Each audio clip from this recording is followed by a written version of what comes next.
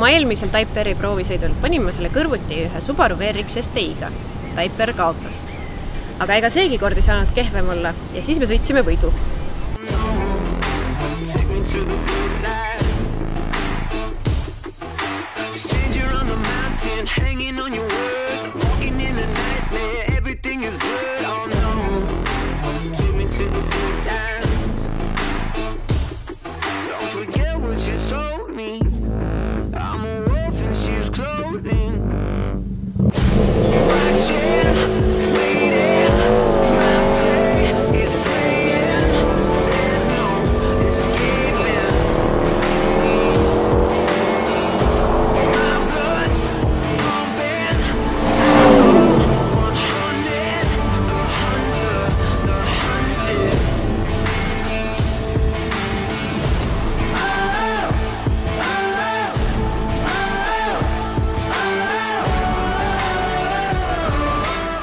Eelmine Taiper oli väga hea auto.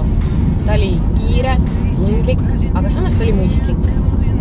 Temaga kannatas sõita nii kiiresti, aga kui selleks tuju ei olnud, siis ta täiesti ilma draamata sõitis ka aeglaselt. Ja sealjuures ta ei võtnud ka sellest kõige tipprežiimis eriti palju kütust. Uus Taiper on paljuski samasugune, aga temast on veel vähemaks võetud seda draamat.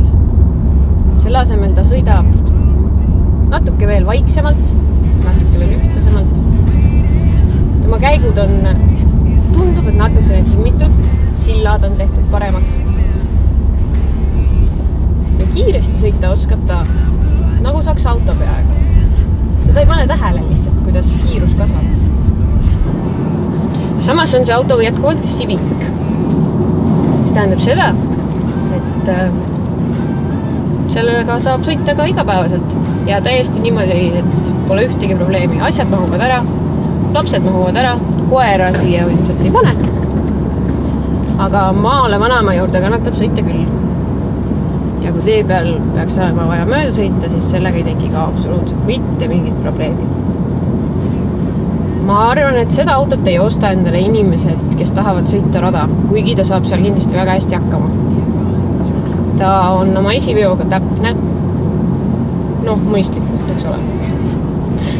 Ja kuigi tal jääb natukene väheks võib-olla pidamist mingites kohtades, kus nelikvedu tuleb läbi nagu hulluga võist, siis see on ikkagi väga hea siuke mõistlikult kiire kurvisõidu auto. Eelmise Taiperi proovisõitu lõpetades ma olin täiesti kindel, et kui mul oleks see raha üle, siis ma läheks ja ostaks endale selle auto kohe.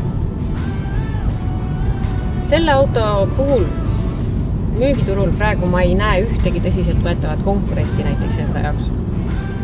Sest et see on lihtsalt vaikne oht. Kui tahad, käid poes piima järel ja kui tahad, lähed sõidad natuke võidu.